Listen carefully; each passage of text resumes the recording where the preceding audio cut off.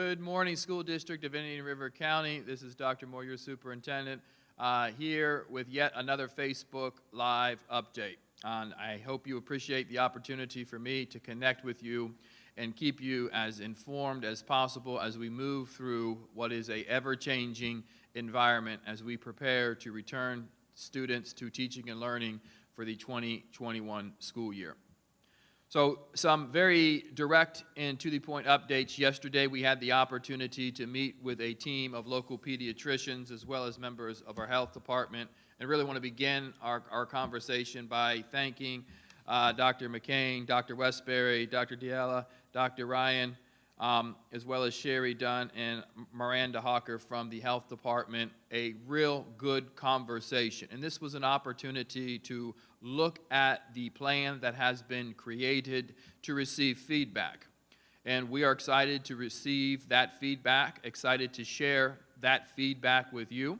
And as a result of that feedback, we're going to continue to problem solve to enhance our plans. So in terms of transparency, here are some of the things that you could look at as it relates to the big topics that were discussed, as well as some of the recommendations. Looking at masks and face shields, masks and social distancing combined maximize the risk of transmission. That message was heard loud and clear.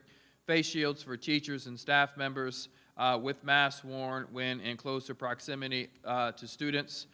We are, as mentioned in previous Facebook's Live, have purchased a face shield for all employees in the district, so we feel that is a definite value add, as well as masks for all students and teachers. Cloth masks, each student will or has the opportunity to provide up to 2 of the cloth masks, and we'll have the disposable masks available at our schools when there is a need for those as well.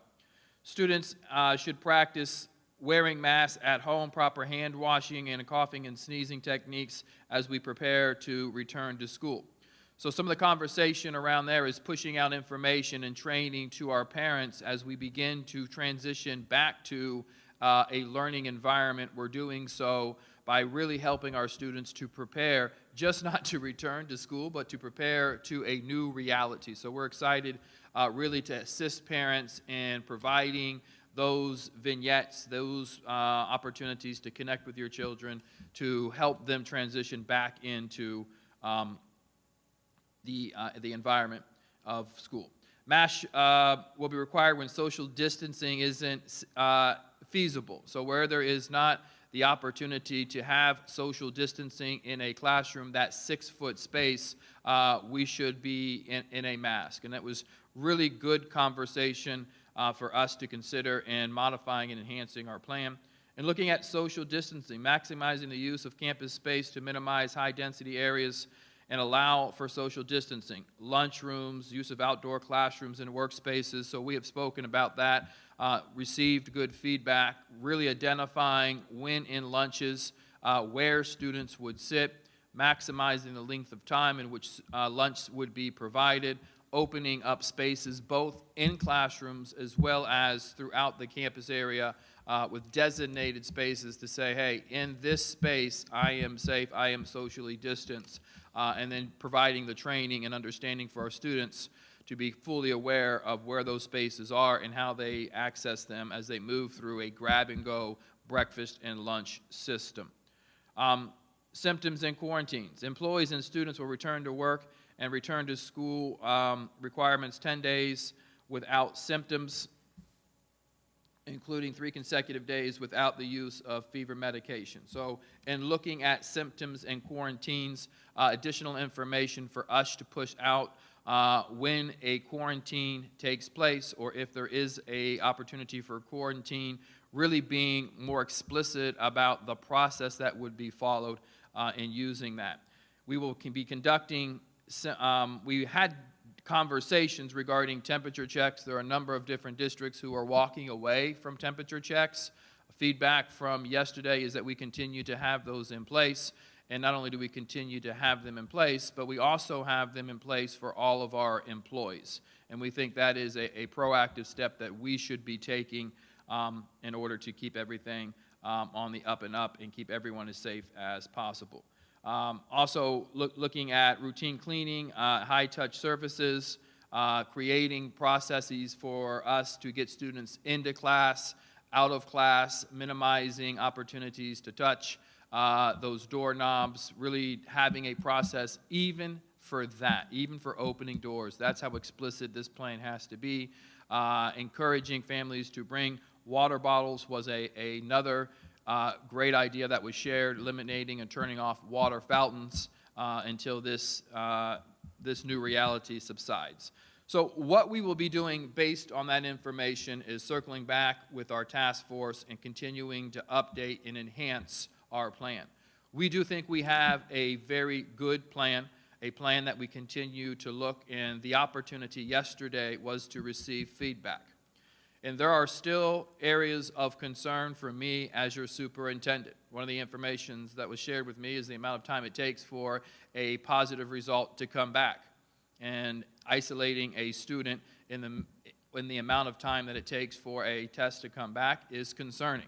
While at the same time, a student waiting for a result to come back who may have been exposed to other students or teachers while on campus for up to 14 days, that's the length of time for tests to come back, is concerning. So the commitment that I continue to make is that our doors open when we know we have the systems in place to be prepared for the reality of how we can ensure students and faculty are safe. And that's the problem solving that we're in. We understand the requirement of returning to school, but we won't compromise returning to school at the safety of our faculty, staff, and children. We will do it right. We will do it in a way that is best for children, which means we continue to look, how do we have these systems, these structures, these processes in place to give you as a community a level of understanding that gives you that sense of comfort.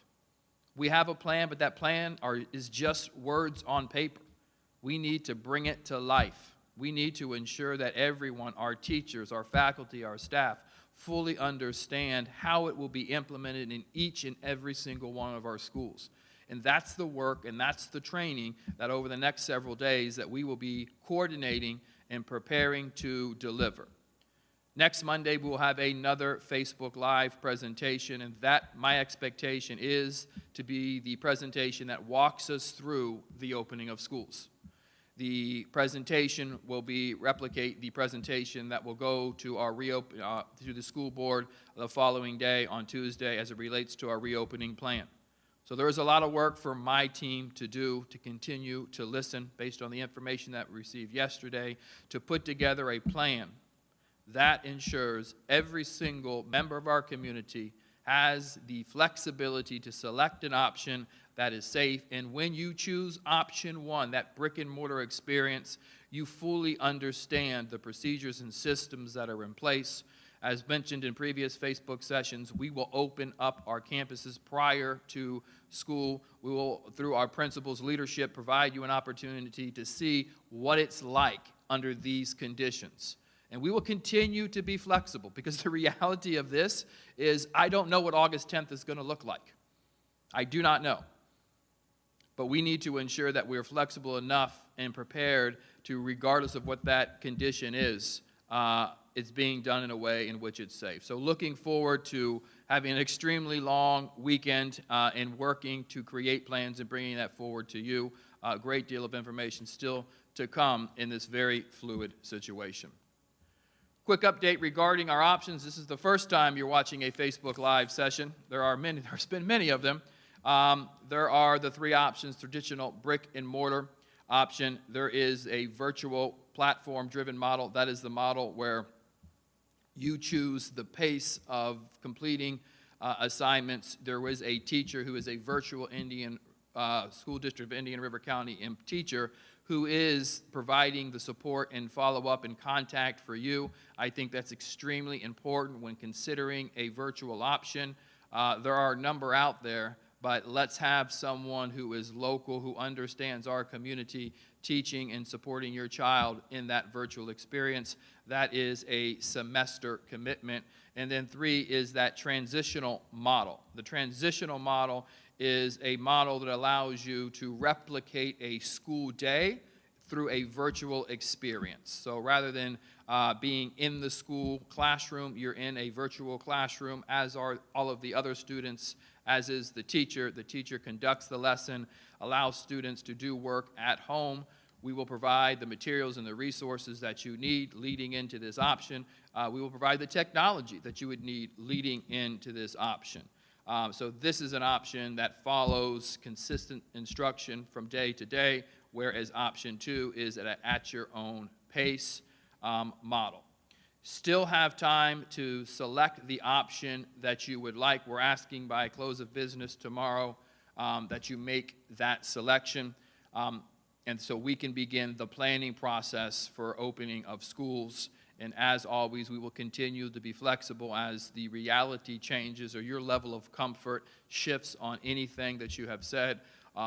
We are committed to working with you to ensure you have the option selected that is correct for you. And looking at and collecting information and doing your research, always want to continue to encourage everyone to look at our webpage. Here it is on the website. You see the big red arrow on the screen now. Clicking in there gives you access to all of the information that we have put together as we continue to grow the absolute best plan possible. As you have questions or concerns, we don't want you to become frustrated or be in a mist of uncertainty.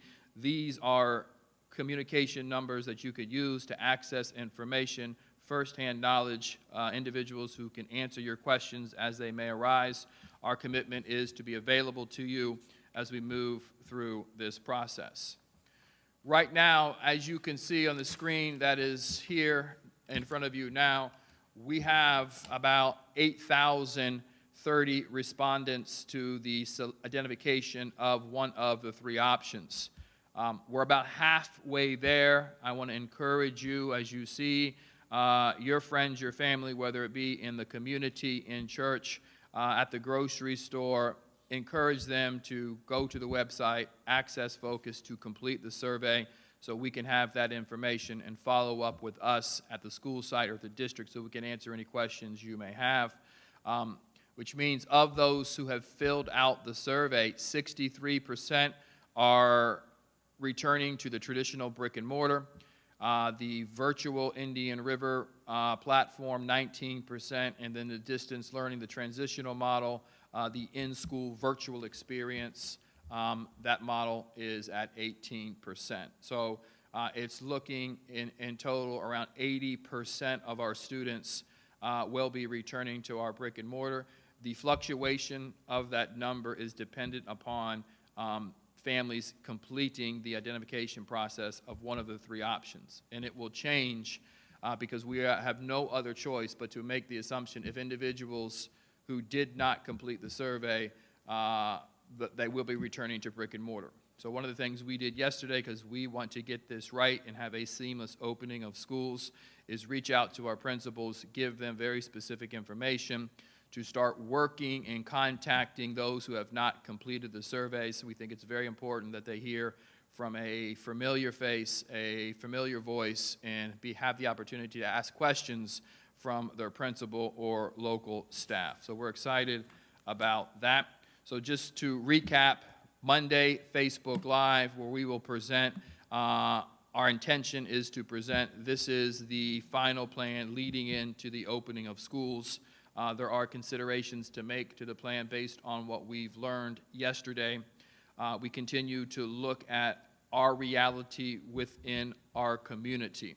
And we really want things to continue to improve here to ensure that we can open our doors on August 10th. I will say it again, a prerequisite for opening the doors on August 10th is a level of comfort for me, this school board, to give to our community that this reopening of school plan is safe, keeps everyone in a arena or situation that allows them to have powerful instructional opportunities to engage with students, but at the same time do in a very safe environment. And that is the goal that we're problem solving to in the midst of this very unknown reality. So it is an opportunity to define, give a level of comfort to you, and we are still working towards that reality and looking forward to coming in on Monday to present that reality in this plan to you as a community and then take it to the school board the following day. So thank you for joining in. Thank you for continuing to listen.